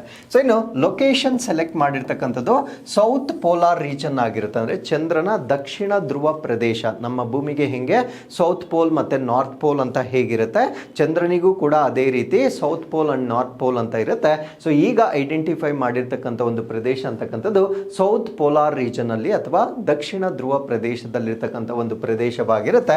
ಆ ಒಂದು ಪ್ಲೇಸ್ ಅನ್ನ ಎಕ್ಸಾಕ್ಟ್ಲಿ ನಾವೇನಂತ ಕರಿತೀವಿ ಅಂದ್ರೆ ಮೌಂಟನ್ ರೀಜನ್ ಅಂತ ಕರಿತೇವೆ. ಇನ್ ಶಾರ್ಟ್ ಇದನ್ನು ನಾವು MM4 ಅಂತ ಕೂಡ ಕರೀತಕ್ಕಂಥದ್ದನ್ನು ನಾವು ನೋಡ್ಬೋದಾಗಿರುತ್ತೆ. ಸೊ ಇದು ಲೂನಾರ್ ಸೌತ್ ಪೋಲ್ ಅಥವಾ ಚಂದ್ರನ ದಕ್ಷಿಣ ಧ್ರುವಕ್ಕೆ ಅತ್ಯಂತ ಹತ್ತಿರವಾಗಿರ್ತಕ್ಕಂಥ ಮೌಂಟನ್ ಅಂತಕ್ಕಂಥ ಒಂದು ಪ್ರದೇಶದಲ್ಲಿ ಈ ಲ್ಯಾಂಡಿಂಗ್ ಮಾಡ್ತಕ್ಕಂಥ ನಿರ್ಧಾರವನ್ನು ತೆಗೆದುಕೊಳ್ಳಲಾಗಿರುತ್ತೆ. ನಾವು why only this place is chosen, ಯಾಕೆ ಇದೇ ಪ್ರದೇಶವನ್ನು ಆಯ್ಕೆ ಮಾಡಿಕೊಳ್ಳಲಾಗಿದೆ? ಸೊ ಇದಕ್ಕೆ ನಾವು ಉತ್ತರವನ್ನು ನಾವು ನೋಡೋದಾದ್ರೆ ಲೋ ಹಜಾರ್ಡ್ ಪರ್ಸೆಂಟೇಜ್ ಅಂದರೆ ಅಲ್ಲಿ ಅಪಾಯಗಳಾಗ್ತಕ್ಕಂಥ ಒಂದು ಶೇಕಡವಾರು ಅತ್ಯಂತ ಕಡಿಮೆ ಇರ್ತಕ್ಕಂಥದ್ದು. ಅಪಾಯಗಳಂದರೆ ಆ ಒಂದು ಟೆರೈನ್ ಅಂತಕ್ಕಂಥದ್ದು ಜಾಸ್ತಿ ತಗ್ಗು ಪ್ರದೇಶಗಳು ಅಥವಾ ಎತ್ತರದ ಪ್ರದೇಶಗಳು ಇದ್ದಾಗ ಆ ಲ್ಯಾಂಡಿಂಗ್ ಆಗ್ತಕ್ಕಂಥದ್ದು ಒಂದು ಫೇಲ್ಯೂರ್ ಆಗ್ತಕ್ಕಂಥ ಚಾನ್ಸ್ ಇರುತ್ತೆ. ಸೊ ಆ ರೀತಿಯ ಅಪಾಯಗಳು ಅತ್ಯಂತ ಕಡಿಮೆ ಇರತಕ್ಕಂಥ ಒಂದು ಪ್ರದೇಶವಾಗಿರುತ್ತೆ. ಆ್ಯಂಡ್ ಜೆಂಟಲ್ ಸ್ಲೋಪನ್ನು ಹೊಂದಿರುತ್ತೆ. ಜೆಂಟಲ್ ಅಂದರೆ ಜಾಸ್ತಿ ಇಳಿಜಾರನ್ನು ಹೊಂದಿರೋದಿಲ್ಲ, ಒಂದು 5 ಡಿಗ್ರಿ ಸ್ಲೋಪ್ ಅಷ್ಟು ಇಳಿಜಾರನ್ನು ಹೊಂದಿರುತ್ತೆ. ಸೊ ಅದರಿಂದ ಲ್ಯಾಂಡಿಂಗ್ ಮಾಡಲಿಕ್ಕೆ ತುಂಬ ಸುಲಭವಾಗಿರ್ತಕ್ಕಂಥ ಒಂದು ಪ್ರದೇಶವಾಗಿರುವ ಕಾರಣದಿಂದ ಈ ಒಂದು ಪ್ರದೇಶವನ್ನು MM4 ಅನ್ನು ಆಯ್ಕೆ ಮಾಡ್ಕೊಂಡಿರ್ತಕ್ಕಂಥದ್ದನ್ನು ನಾವು ನೋಡ್ಬೋದಾಗಿರುತ್ತೆ. ಅದ್ರ ಜೊತೆಗೆ ಅಡಿಕ್ವೇಟ್ ಎಲಿವೇಶನ್ ಅಂದರೆ ಸಾಕಷ್ಟು ಎತ್ತರದ ಪ್ರದೇಶ ಕೂಡ ಆಗಿರುತ್ತೆ. 5334 ಮೀಟರ್ ಎತ್ತರದಲ್ಲಿರ್ತಕ್ಕಂಥ ಒಂದು ಪ್ರದೇಶವಾಗಿರೋದ್ರಿಂದ ಸೊ ಲ್ಯಾಂಡಿಂಗ್ ತುಂಬ ಸುಲಭವಾಗಿರುತ್ತೆ. ಯಾಕಂದರೆ ಡೆಪ್ತಲ್ಲಿದ್ದಾಗ ಲ್ಯಾಂಡಿಂಗ್ ಅಂತಕ್ಕಂಥದ್ದು ಕಷ್ಟವಾಗಿರುತ್ತೆ. ಆ ಒಂದು ಟೆರೇನ್ ಅಂತಕ್ಕಂಥದ್ದು ಆಲ್ರೆಡಿ ಹೈಟ್ ಮೇಲೆ ಇದ್ದಾಗ ಸೊ ಲ್ಯಾಂಡಿಂಗ್ ಅಂತಕ್ಕಂಥದ್ದು ತುಂಬ ಸುಲಭವಾಗಿರುತ್ತೆ. Large number of hazard free grids for safe touch down ಅಂದರೆ ಸುರಕ್ಷಿತವಾಗಿ ಅದು ಟಚ್ ಡೌನ್ ಅಂದರೆ ಅಲ್ಲಿ ಲ್ಯಾಂಡ್ ಆಗಲಿಕ್ಕೆ ಹೆಚ್ಚಿನ ಸಂಖ್ಯೆಯ ಅಪಾಯ ಮುಕ್ತ ಗ್ರಿಡ್ಗಳನ್ನು ಕೂಡ ಹೊಂದಿರುತ್ತೆ. ಸೊ ಈ ಅಪಾಯ ಮುಕ್ತ ಗ್ರಿಡ್ಗಳನ್ನು ಹೊಂದಿರುವ ಕಾರಣದಿಂದ ಈ ಒಂದು ಪ್ಲೇಸನ್ನು ಇಲ್ಲಿ ಆಯ್ಕೆ ಮಾಡಿರ್ತಕ್ಕಂಥದ್ದು ನಮಗೆ ಗೊತ್ತಿರಬೇಕಾಗಿರುತ್ತೆ. ಹಾಗಿದ್ರೆ ನಾವೇನು ಕಳಿಸ್ತಾ ಇದ್ದೀವಿ ಅಥವಾ ಒಂದು ಪ್ರದೇಶ ಏನಿದೆ ಅದರ ಗಾತ್ರವನ್ನು ನಾವು ನೋಡೋದಾದ್ರೆ approximately 1 kilometre into 1 kilometre area deemed suitable ಅಂದರೆ ಆ ಒಂದು ಪ್ರದೇಶದಲ್ಲಿ 1 ಕಿಲೋಮೀಟರ್ ಅಗಲ ಮತ್ತು 1 ಕಿಲೋಮೀಟರ್ ಉದ್ದ ಆ ಒಂದು ಪ್ರದೇಶವನ್ನು ಸೂಕ್ತ ಎಂದು ಪರಿಗಣಿಸಲಾಗಿರ್ತಕ್ಕಂಥದ್ದು ನಮಗಿಲ್ಲಿ ಗೊತ್ತಿರಬೇಕಾಗಿರುತ್ತೆ. ಹಾಗಿದ್ರೆ so what is the mission architecture? ಈ ಒಂದು ಮಿಷನ್ ಏನಿದೆ ಅದರ ವಾಸ್ತುಶಿಲ್ಪ ಅಥವಾ ಆರ್ಕಿಟೆಕ್ಚರ್ ಹೇಗಿದೆ ಅಥವಾ ಅದರ ವಿನ್ಯಾಸ ಹೇಗಿದೆ ಅದನ್ನು ನಾವು ನೋಡೋದಾದ್ರೆ ಯೂಸಸ್ ಮಲ್ಟಿಪಲ್ ಮಾಡ್ಯೂಲ್ಸ್ ಅಂದರೆ ಪ್ರೊಪಲ್ಷನ್ ಅನ್ನು ಯೂಸ್ ಮಾಡ್ತೀವಿ, ಡಿಸೆಂಡರ್, ಅಸೆಂಡರ್, ಟ್ರಾನ್ಸ್ಫರ್ ಮತ್ತು ರೀ ಎಂಟ್ರಿಯನ್ನು ನಾವು ಯೂಸ್ ಮಾಡ್ತಾ ಇದ್ದೀವಿ. ಪ್ರೊಪಲ್ಷನ್ ಅಂದರೆ ಆ ಒಂದು ಇಂಜನ್ ರನ್ ಆಗಲಿಕ್ಕೆ ಬೇಕಾಗಿರ್ತಕ್ಕಂಥ ಒಂದು ವ್ಯವಸ್ಥೆ ಆಗಿರುತ್ತೆ. ಡಿಸೆಂಡರ್ ಅಂದರೆ ಇಳಿಯೋದು, ಅಸೆಂಡರ್ ಅಂದರೆ ಮೇಲಕ್ಕೆ ಬರ್ತಕ್ಕಂಥದ್ದು, ಟ್ರಾನ್ಸ್ಫರ್ ಮತ್ತು ರೀ ಎಂಟ್ರಿ ಅಂದರೆ ಅದನ್ನು ನಮಗೆ ಮತ್ತೆ ಭೂಮಿಗೆ ತೆಗೆದುಕೊಂಡು ಬರ್ತಕ್ಕಂಥದ್ದು. ಸೊ ಈ ರೀತಿಯಾಗಿ ಅನೇಕ ಮಾಡ್ಯೂಲ್ಗಳನ್ನು ಹೊಂದಿರತಕ್ಕಂಥ ಒಂದು ಮಿಷನ್ ಅನ್ನು ನಾವು ಚಂದ್ರಯಾನ್ 4 ಅಂತ ಕರೀತಕ್ಕಂಥದ್ದು. Descender plus ascender stack planned for the soft landing ಅಂದರೆ ಈ ಡಿಸೆಂಡರ್ ಮತ್ತು ಅಸೆಂಡರ್ ಏನಿರುತ್ತೆ ಇದನ್ನು ಸಾಫ್ಟ್ ಲ್ಯಾಂಡಿಂಗ್ಗೆ ಯೋಜಿಸಲಾಗಿರ್ತಕ್ಕಂಥದ್ದು. ಅಂದರೆ ಆ ಒಂದು ಲ್ಯಾಂಡಿಂಗನ್ನು ನಾವು ಹಠಾತ್ತಾಗಿ ಮಾಡಲಿಕ್ಕಾಗೋದಿಲ್ಲ, ತುಂಬ ನಿಧಾನಗತಿಯಲ್ಲಿ ನಾವು ಲ್ಯಾಂಡಿಂಗನ್ನು ಮಾಡಬೇಕಾಗಿರುತ್ತೆ. ಸೊ ಈ ಒಂದು ಅಸೆಂಡಿಂಗ್ ಮತ್ತು ಡಿಸೆಂಡಿಂಗ್ ಸ್ಟ್ಯಾಕ್ ಏನಿರುತ್ತೆ ಅಂದರೆ ಎರಡನ್ನು ಒಳಗೊಂಡಿರ್ತಕ್ಕಂಥ ಒಂದು ಭಾಗವೇನಿರುತ್ತೆ ಸೊ ಅದನ್ನು ಸ್ಮೂತಾಗಿ ಅಥವಾ ಮೃದುವಾಗಿ ಲ್ಯಾಂಡ್ ಮಾಡ್ತಕ್ಕಂಥ ಒಂದು ಪ್ಲ್ಯಾನನ್ನು ಈ ಒಂದು ಮಿಷನಲ್ಲಿ ಮಾಡಿರ್ತಕ್ಕಂಥದ್ದು ನಮಗೆ ಗೊತ್ತಿರಬೇಕಾಗಿರುತ್ತೆ. ಇನ್ನು ಸೈಂಟಿಫಿಕ್ ಆ್ಯಂಡ್ ಸ್ಟ್ರಾಟಜಿಕ್ ಇಂಪಾರ್ಟೆನ್ಸ್ ಅಂದರೆ ಈ ಒಂದು ಮಿಷನ್ನಿನ ವೈಜ್ಞಾನಿಕ ಮತ್ತು ವ್ಯೂಹಾತ್ಮಕ ಪ್ರಾಮುಖ್ಯತೆ ಏನು ಏನು ಅಂತ ನಾವಿಲ್ಲಿ ನೋಡೋದಾದ್ರೆ region is of high interest. ಅಂದ್ರೆ ಈ ಒಂದು ಸೌತ್ ಪೋಲ್ ಏನಿದೆ, ಚಂದ್ರನ ದಕ್ಷಿಣ ಧ್ರುವ ಏನಿದೆ, ಇದು ಹೆಚ್ಚು ಆಸಕ್ತಿದಾಯಕವಾಗಿರ್ತಕ್ಕಂಥ ಒಂದು ಪ್ರದೇಶವಾಗಿರುತ್ತೆ. ಏನಕ್ಕೆ ಅದು ನಮಗೆ ಕಾರಣ ಗೊತ್ತಿರಬೇಕಾಗಿರುತ್ತೆ. Potential water ice deposits and unique geology ಇರುತ್ತೆ. ಅಂದ್ರೆ ಆ ಒಂದು ಸೌತ್ ಪೋಲ್ ಏನಿದೆ ಅಥವಾ ಚಂದ್ರನ ದಕ್ಷಿಣ ಧ್ರುವ ಏನಿದೆ, ಆ ಒಂದು ಪ್ರದೇಶದಲ್ಲಿ ನೀರು ಮಂಜುಗಡ್ಡೆಯ ನಿಕ್ಷೇಪಗಳು ಹೆಚ್ಚಾಗಿ ಇರತಕ್ಕಂಥದ್ದು. ಅದ್ರ ಜೊತೆಗೆ ಅಲ್ಲಿರ್ತಕ್ಕಂಥ ಒಂದು ಭೂಮಿ ವಿಶೇಷವಾದ ಭೂವಿಜ್ಞಾನವನ್ನ ಹೊಂದಿರತಕ್ಕಂಥ ಒಂದು ಪ್ರದೇಶವಾಗಿರುವ ಕಾರಣದಿಂದ ಈ ಒಂದು ದಕ್ಷಿಣ ಧ್ರುವಕ್ಕೆ ಹೆಚ್ಚಿನ ಆಸಕ್ತಿಯನ್ನ ಹೊಂದಿರತಕ್ಕಂಥದ್ದು ನಮಗಿಲ್ಲಿ ಗೊತ್ತಿರಬೇಕಾಗಿರುತ್ತೆ. ಸೊ ಹಾಗಿದ್ರೆ ಈ ಒಂದು ಚಂದ್ರಯಾನ್ 4 ನಾವೇನ್ ಮಾಡ್ತಾ ಇದ್ದೇವೆ, ಇದರ ಆಬ್ಜೆಕ್ಟಿವ್ಸ್ ಏನು ಅಥವಾ ಉದ್ದೇಶಗಳೇನು ಅಂತ ನಾವಿಲ್ಲಿ ನೋಡೋದಾದ್ರೆ, this is India's first lunar sample return mission ಆಗಿರುತ್ತೆ. ಅಂದ್ರೆ ನಮ್ಮ ಭಾರತ ದೇಶದ ವತಿಯಿಂದ ಚಂದ್ರನಿಂದ ಆ ಮಾದರಿಗಳನ್ನ ತೆಗೆದುಕೊಂಡು ಭೂಮಿಗೆ ವಾಪಸ್ ಬರ್ತಕ್ಕಂಥ ಭಾರತ ದೇಶದ ಪ್ರಪ್ರಥಮ ಮಿಷನ್ ಆಗಿ ನಾವು ಇದನ್ನ ಕನ್ಸಿಡರ್ ಮಾಡಬಹುದಾಗಿರುತ್ತೆ. ಸೊ ಈ ಒಂದು ಮಿಷನ್ ನ ಆಧಾರವಾಗಿ we can study primitive lunar materials. Primitive ಅಂದ್ರೆ ಚಂದ್ರನು ರಚನೆ ಆದಾಗ ಅಲ್ಲಿರ್ತಕ್ಕಂಥ ವಸ್ತುಗಳು ಹೇಗಿದ್ದವು ಅದನ್ನ ಅಧ್ಯಯನ ಮಾಡಲಿಕ್ಕೆ ಈ ಒಂದು ಚಂದ್ರಯಾನ್ 4 ನಾವು ಸ್ಯಾಂಪಲ್ ರಿಟರ್ನಿಂಗ್ ಮಿಷನ್ ಅನ್ನ ಮಾಡ್ತಿರ್ತಕ್ಕಂಥದ್ದು. And early solar system formation ಅಂದ್ರೆ ಆರಂಭಿಕ ಸೌರವ್ಯೂಹದ ರಚನೆಯ ಬಗ್ಗೆ ಕೂಡ ಅಧ್ಯಯನ ಮಾಡ್ತಕ್ಕಂಥದ್ದು ಇದರ ಉದ್ದೇಶವಾಗಿರುತ್ತೆ. ಇದರ ಜೊತೆಗೆ ಮೂನ್ಸ್ ಜಿಯೋಲಾಜಿಕಲ್ ಎವಲ್ಯೂಷನ್ ಅಂದ್ರೆ ಚಂದ್ರ ಭೂವೈಜ್ಞಾನಿಕವಾಗಿ ಯಾವ ರೀತಿ ವಿಕಸನಗೊಂಡಿತು ಅದನ್ನು ಕೂಡ ಅಧ್ಯಯನ ಮಾಡ್ತಕ್ಕಂಥದ್ದು ಇದರ ಉದ್ದೇಶವಾಗಿರುತ್ತೆ. Water presence at lunar south pole, ಚಂದ್ರನ ದಕ್ಷಿಣ ಧ್ರುವದಲ್ಲಿ ಮಾತ್ರ ನೀರು ಹೇಗೆ ಸಂಭವಿಸಿದೆ ಇದನ್ನು ಕೂಡ ಅಧ್ಯಯನ ಮಾಡ್ತಕ್ಕಂಥದ್ದು. And it boosts India's deep space exploration capabilities. So ಈ ಒಂದು ಮಿಷನ್ ನಾವು ಸಕ್ಸಸ್ಫುಲ್ ಆಗಿ ಕಂಡಕ್ಟ್ ಮಾಡಿದ್ದೆ ಅದಲ್ಲಿ ನಮ್ಮ ಭಾರತ ದೇಶದ ಬಾಹ್ಯಾಕಾಶ ಸಂಶೋಧನಾ ಸಾಮರ್ಥ್ಯಗಳನ್ನು ನಾವು ಜಗತ್ತಿಗೆ ತೋರಿಸಿದಂತಹ ಒಂದು ರಾಷ್ಟ್ರವಾಗಿರುತ್ತೆ.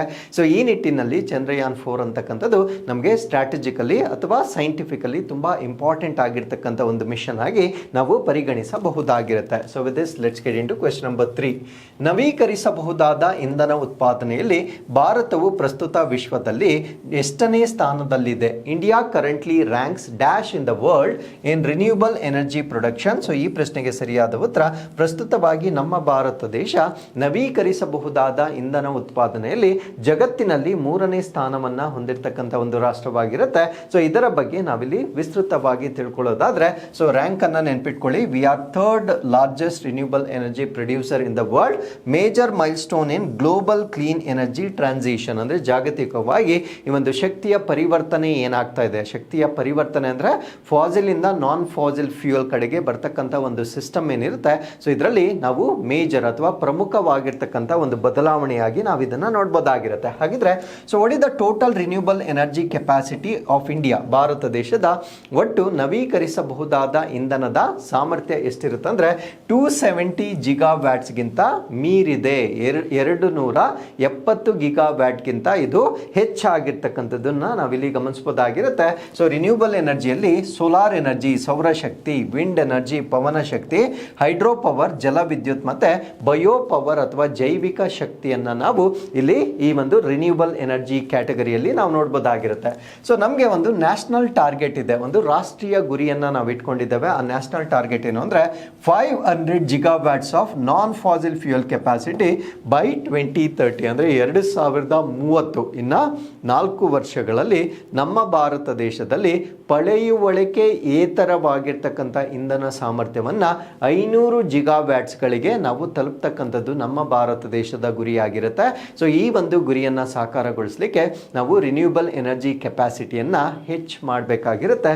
ಕಾರಣ ಏನು ಅಂದ್ರೆ ನಾವು 2070ಗೆ 2070 ವೇಳೆಗೆ ನೆಟ್ ಕಾರ್ಬನ್ ನ್ಯೂಟ್ರಾಲಿಟಿಯನ್ನ ಅಚೀವ್ ಮಾಡ್ತಕ್ಕಂಥ ಒಂದು ಟಾರ್ಗೆಟ್ ಅನ್ನ ಇಟ್ಕೊಂಡಿರೋದ್ರಿಂದ ಸೊ ಇದು ಅತ್ಯಂತ ಅನಿವಾರ್ಯವಾಗಿರ್ತಕ್ಕಂಥ ಒಂದು ಬದಲಾವಣೆ ಆಗಿರುತ್ತೆ. So with this let's get into question number 4. ಚೀನಾದ ಕೃತಕ ದ್ಯುತಿ ಸಂಶ್ಲೇಷಣೆ ತಂತ್ರಜ್ಞಾನದ ಮುಖ್ಯ ಉದ್ದೇಶವೇನು? The main objective of China's artificial photosynthesis technology is to. So ಚೈನಾದಲ್ಲಿ ಕೃತಕವಾಗಿ ದ್ಯುತಿ ಸಂಶ್ಲೇಷಣೆ ಕ್ರಿಯೆಯನ್ನು ಡೆವಲಪ್ ಮಾಡಿರ್ತಾರೆ. ಸೊ ಏನಕ್ಕಾಗಿ ಇದನ್ನು ಡೆವಲಪ್ ಮಾಡಿದ್ದಾರೆ ಅನ್ನೋದಾದ್ರೆ, ಸೊ ಇದು ಇಂಗಾಲದ ಡೈಆಕ್ಸೈಡ್ ಅನ್ನು ಪೆಟ್ರೋಲ್ನಂತಹ ದ್ರವ ಇಂಧನವಾಗಿ ಪರಿವರ್ತಿಸ್ತಕ್ಕಂಥದ್ದು ಇದರ ಉದ್ದೇಶವಾಗಿರುತ್ತೆ. ಅಂದರೆ convert carbon dioxide into liquid fuels like petrol. So photosynthesis ಅನ್ನು ಮಾಡುವ ಮುಖಾಂತರ ಇಂಗಾಲದ ಡೈಆಕ್ಸೈಡನ್ನು ಪೆಟ್ರೋಲ್ ಆಗಿ ಕನ್ವರ್ಟ್ ಮಾಡ್ತಕ್ಕಂಥ ಒಂದು ಪ್ರಾಜೆಕ್ಟಲ್ಲಿ ಚೈನಾ ಈಗ ಸಕ್ಸಸ್ಫುಲ್ ಆಗಿರುತ್ತೆ. ಸೊ ಏನಿದರ ಫ್ಯೂಚರ್ ಅಥವಾ ಇದರ ಒಂದು ಭವಿಷ್ಯ ಏನಿದೆ ಅನ್ನೋದನ್ನ ಈ ಒಂದು ಆರ್ಟಿಕಲಲ್ಲಿ ನಾವು ಸಂಪೂರ್ಣವಾಗಿ ಡಿಸ್ಕಸ್ ಮಾಡೋಣ. So China's artificial photosynthesis method could create petrol. ಚೈನಾದ ಕೃತಕ ದ್ವಿತಿ ಸಂಶ್ಲೇಷಣೆ ಕ್ರಿಯೆ ಪೆಟ್ರೋಲ್ ಅನ್ನ ಉತ್ಪಾದನೆ ಮಾಡ್ತಕ್ಕಂಥ ಒಂದು ಸಾಮರ್ಥ್ಯವನ್ನ ಹೊಂದಿರುತ್ತೆ. ಸೊ ಏನಿದು ಸಾಮರ್ಥ್ಯ ಅನ್ನೋದನ್ನ ನಾವಿಲ್ಲಿ ಡಿಸ್ಕಸ್ ಮಾಡೋಣ. ಸೊ ಇದು ಚೈನಾಸ್ ಆರ್ಟಿಫಿಷಿಯಲ್ ಫೋಟೋಸಿಂಥಸಿಸ್. ಈ ಒಂದು ಆರ್ಟಿಫಿಷಿಯಲ್ ಫೋಟೋಸಿಂಥಸಿಸ್ ಇಂದ ಕಾರ್ಬನ್ ಡೈಆಕ್ಸೈಡ್ ಇಂದ ಪೆಟ್ರೋಲ್ ಅನ್ನ ಉತ್ಪಾದನೆ ಮಾಡ್ತಕ್ಕಂಥದ್ದು ಇದರ ಉದ್ದೇಶವಾಗಿರುತ್ತೆ. ಸೊ ಇದರ ಕೋರ್ ಐಡಿಯಾ ಏನು ಅಂದ್ರೆ ಇಟ್ ಮಿಮಿಕ್ಸ್ ನ್ಯಾಚುರಲ್ ಫೋಟೋಸಿಂಥಸಿಸ್, ಅಂದ್ರೆ ನೈಸರ್ಗಿಕ ದ್ಯುತಿ ಸಂಶ್ಲೇಷಣೆ ಏನ್ ನಡೆಯುತ್ತೆ ಅದನ್ನ ಅನುಕರಿಸ್ತಕ್ಕಂಥ ಒಂದು ವಿಧಾನವನ್ನ ಇಲ್ಲಿ ಬಳಕೆ ಮಾಡಲಾಗಿರುತ್ತೆ.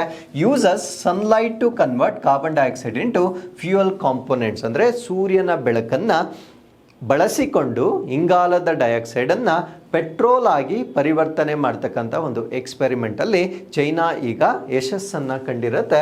So turn greenhouse gas into usable energy, because carbon dioxide ಅಂತಕ್ಕಂಥದ್ದು ಹಸಿರು ಮನೆ ಇಂಧನವಾಗಿರುತ್ತೆ. ಬಿಕಾಸ್ ಸೂರ್ಯನ ಬೆಳಕನ್ನ ಹಿಡಿದಿಟ್ಟುಕೊಳ್ಳುವ ಸಾಮರ್ಥ್ಯವನ್ನ ಹೊಂದಿರುವ ಕಾರಣದಿಂದ ಆ ಗ್ರೀನ್ ಹೌಸ್ ಗ್ಯಾಸ್ ಅಂತ ನಾವೇನ್ ಕರಿತೇವೆ, ಸೊ ಅದನ್ನ ನಾವು ಉಪಯುಕ್ತವಾಗಿ ಬಳಸಿಕೊಳ್ಳುವ ಒಂದು ವಿಧಾನವನ್ನ ಚೈನಾ ಈಗ ಪತ್ತೆ ಹಚ್ಚಿರ್ತಕ್ಕಂಥದ್ದು ಸುದ್ದಿಯಾಗಿರುತ್ತೆ. ಹಾಗಿದ್ರೆ ಈ ಒಂದು ಪ್ರೋಸೆಸ್ ಅನ್ನ ಮಾಡಲಿಕ್ಕೆ ಬೇಕಾಗಿರ್ತಕ್ಕಂಥ ಉತ್ಪನ್ನಗಳು ಅಥವಾ ಪ್ರಾಡಕ್ಟ್ಸ್ ಯಾವ್ದ್ಯಾವ್ದು ಅಥವಾ ಇಂಗ್ರೀಡಿಯೆಂಟ್ಸ್ ಯಾವ್ದ್ಯಾವ್ದು ಅಂತ ನಾವು ನೋಡೋದಾದ್ರೆ, ಸೊ ಆಸ್ ಯೂಶುವಲ್ ನಮಗೆ ಕಾರ್ಬನ್ ಡೈಆಕ್ಸೈಡ್ ಬೇಕಾಗಿರುತ್ತೆ, ವಾಟರ್ ಬೇಕಾಗಿರುತ್ತೆ, ಸನ್ಲೈಟ್ ಬೇಕಾಗಿರುತ್ತೆ. ಆಬ್ವಿಯಸ್ಲಿ ಫೋಟೋಸಿಂಥಸಿಸ್ಗೂ ಇದೇ ವಸ್ತುಗಳು ಬೇಕಾಗಿರುತ್ತೆ. ಇಂಗಾಲದ ಡೈಆಕ್ಸೈಡ್ ಅದು ಹೀರ್ಕೊಳ್ಳುತ್ತೆ ಪ್ಲಾಂಟ್ಸು, ನೀರು ಮತ್ತೆ ಸೂರ್ಯನ ಬೆಳಕು ಆ ಒಂದು ಪ್ಲಾಂಟ್ಗೆ ಬೇಕಾಗಿರುತ್ತೆ. And engineered catalyst plus charge store material, ಅಂದ್ರೆ ವೇಗವರ್ಧಕಗಳು. ಈ ಒಂದು ಪ್ರಕ್ರಿಯೆಯನ್ನ ವೇಗವನ್ನು ಮಾನಿಟರ್ ಮಾಡಲಿಕ್ಕೆ ಕೆಟಲಿಸ್ಟ್ಗಳನ್ನು ಯೂಸ್ ಮಾಡ್ತಾರೆ. ಆ್ಯಂಡ್ ಆ ಚಾರ್ಜ್ ಶೇಖರಣಾ ವಸ್ತುಗಳು, ಅಂದರೆ ಆ ಒಂದು ಚಾರ್ಜನ್ನು ಶೇಖರಣೆ ಮಾಡ್ತಕ್ಕಂಥ ಒಂದು ಮೆಟೀರಿಯಲನ್ನು ಕೂಡ ಈ ಒಂದು ಎಕ್ಸ್ಪೆರಿಮೆಂಟಲ್ಲಿ ಯೂಸ್ ಮಾಡ್ತಕ್ಕಂಥದ್ದು ನಮಗೆ ಗೊತ್ತಿರಬೇಕಾಗಿರುತ್ತೆ. ಹಾಗಿದ್ರೆ so what is the process review, ಆ ಪ್ರಕ್ರಿಯೆ ಹೇಗಿರುತ್ತೆ ಅಂತ ನಾವು ನೋಡೋದಾದ್ರೆ, ಸೋಲಾರ್ ಎನರ್ಜಿ ಎಕ್ಸೈಟ್ಸ್ ಎಲೆಕ್ಟ್ರಾನ್ಸ್. ಈ ಸೌರಶಕ್ತಿ ಅಂತಕ್ಕಂಥದ್ದು ಈ ಎಲೆಕ್ಟ್ರಾನ್ಗಳನ್ನು ಪ್ರಚನ್ನಗೊಳಿಸುತ್ತೆ, ಅಂದರೆ ಎಕ್ಸೈಟ್ ಮಾಡ್ತಕ್ಕಂಥದ್ದು. ಅದರ ಜೊತೆಗೆ carbon dioxide molecules are chemically reduced. Carbon dioxide ಅಣುಗಳೇನಿರುತ್ತೆ ಅದನ್ನು ರಾಸಾಯನಿಕವಾಗಿ ಅಪಕರ್ಷಣಗೊಳಿಸಲಾಗುತ್ತೆ. ನಿಮಗೆ ರಿಡಕ್ಷನ್ ಆಕ್ಸಿಡೇಷನ್ ಅಂತ ಕೇಳಿರ್ತೀರಾ, ಉತ್ಕರ್ಷಣ ಅಪಕರ್ಷಣ ಅಂತ ಕೇಳಿರ್ತೀರಾ. ಸೊ ಈ ಒಂದು ಕಾರ್ಬನ್ ಡೈಆಕ್ಸೈಡನ್ನು ಅಪಕರ್ಷಣಗೊಳಿಸುವ ಮುಖಾಂತರ ಸೊ ಅದನ್ನು ಪೆಟ್ರೋಲ್ ಆಗಿ ಕನ್ವರ್ಟ್ ಮಾಡ್ತಕ್ಕಂಥದ್ದು ಇದರ ಪ್ರೋಸೆಸ್ ಆಗಿರುತ್ತೆ. ಕೆಟಲಿಸ್ಟ್ ಏನಿರುತ್ತೆ ಅದು ರಿಯಾಕ್ಷನ್ ಅನ್ನ ಗೈಡ್ ಮಾಡುತ್ತೆ, ಅಂದ್ರೆ ಆ ಒಂದು ಪ್ರಕ್ರಿಯೆಯನ್ನ ಅದು ಮಾರ್ಗದರ್ಶನ ನೀಡಲಿಕ್ಕೆ ವೇಗವರ್ಧಕಗಳನ್ನ ಬಳಕೆ ಮಾಡ್ತಕ್ಕಂಥದ್ದು.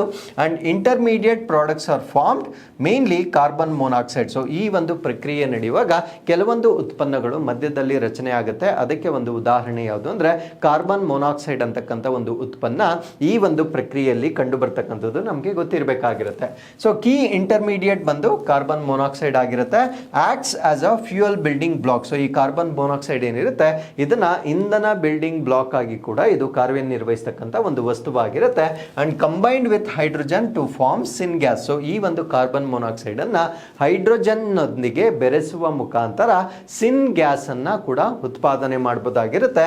So can be processed into liquid hydrocarbon. So ಇದನ್ನ ದ್ರವ ಹೈಡ್ರೋಕಾರ್ಬನ್ಗಳಾಗಿ ಕೂಡ ನಾವು ಪ್ರಕ್ರಿಯೆ ಅಥವಾ ಸಂಸ್ಕರಿಸಬಹುದಾಗಿರ್ತಕ್ಕಂಥ ಉತ್ಪನ್ನಗಳು apart from petroleum products. So ಈ ಒಂದು ಉಪ ಉತ್ಪನ್ನಗಳು ಕೂಡ ಈ ಎಕ್ಸ್ಪೆರಿಮೆಂಟ್ ಇಂದ ನಮಗೆ ಲಭ್ಯವಾಗ್ತಕ್ಕಂಥದ್ದನ್ನ ನಾವು ನೋಡಬಹುದಾಗಿರುತ್ತೆ. ನಾವು from carbon monoxide to petrol. So ಈಗ ಸಿನ್ ಗ್ಯಾಸ್ ಅನ್ನ ನಾವು ಹೈಡ್ರೋಕಾರ್ಬನ್ ಸಿಂಥಸಿಸ್ಗೆ ಬಳಕೆ ಮಾಡ್ತೇವೆ. ಸೊ ಹೈಡ್ರೋಕಾರ್ಬನ್ ಸಂಶ್ಲೇಷಣೆಗೆ ನಾವು ಸಿನ್ ಗ್ಯಾಸ್ ಅನ್ನ ಬಳಕೆ ಮಾಡ್ತಕ್ಕಂಥದ್ದು. Hydrocarbons refined into petrol. So ಈ ಒಂದು ಹೈಡ್ರೋಕಾರ್ಬನ್ಸ್ ಏನಿರುತ್ತೆ ಸೊ ಅದನ್ನ ಸಂಸ್ಕರಿಸಿ ಅದನ್ನ ಪೆಟ್ರೋಲ್ ಆಗಿ ಕನ್ವರ್ಟ್ ಮಾಡ್ತಾರೆ. ಯಾಕಂದ್ರೆ ಯಾವುದೇ ಒಂದು ಇಂಧನ ಆಗಿರ್ಬೋದು ಅದು ಕೆಮಿಕಲಿ ಹೈಡ್ರೋಕಾರ್ಬನ್ ಆಗಿರುತ್ತೆ, ಅಂದ್ರೆ ಹೈಡ್ರೋಜನ್ ಇರುತ್ತೆ ಮತ್ತೆ ಕಾರ್ಬನ್ ಕೂಡ ಇರುತ್ತೆ. ಸೊ ಅದಕ್ಕೆ ಇದನ್ನ ನಾವು ಹೈಡ್ರೋಕಾರ್ಬನ್ ಅಂತ ಕರಿತೇವೆ. ಬಟ್ ನಾವು ತಿಂತಕ್ಕಂಥ ಆಹಾರ ಕಾರ್ಬೋಹೈಡ್ರೇಟ್ ಆಗಿರುತ್ತೆ. ಕಾರ್ಬೋಹೈಡ್ರೇಟ್ ಅಲ್ಲಿ ಕಾರ್ಬನ್, ಹೈಡ್ರೋಜನ್, ಆಕ್ಸಿಜನ್ ಮೂರು ಕೂಡ ಇರುತ್ತೆ. ಇದು ನಾವು ತಿನ್ನುವ ಕಾರ್ಬೋಹೈಡ್ರೇಟ್ ಆಗಿರುತ್ತೆ. ಬಟ್ ನಾವು ಇಂಧನವಾಗಿ ಬಳಕೆ ಮಾಡ್ತಕ್ಕಂಥದ್ದು ಹೈಡ್ರೋಕಾರ್ಬನ್ ಆಗಿರುತ್ತೆ. ಅದರಲ್ಲಿ ಕಾರ್ಬನ್ ಹೈಡ್ರೋಜನ್ ಮಾತ್ರ ಇರುತ್ತೆ, ಏನಿರಲ್ಲ ಅಂದರೆ ಅದರಲ್ಲಿ ಆಕ್ಸಿಜನ್ ಇರೋದಿಲ್ಲ.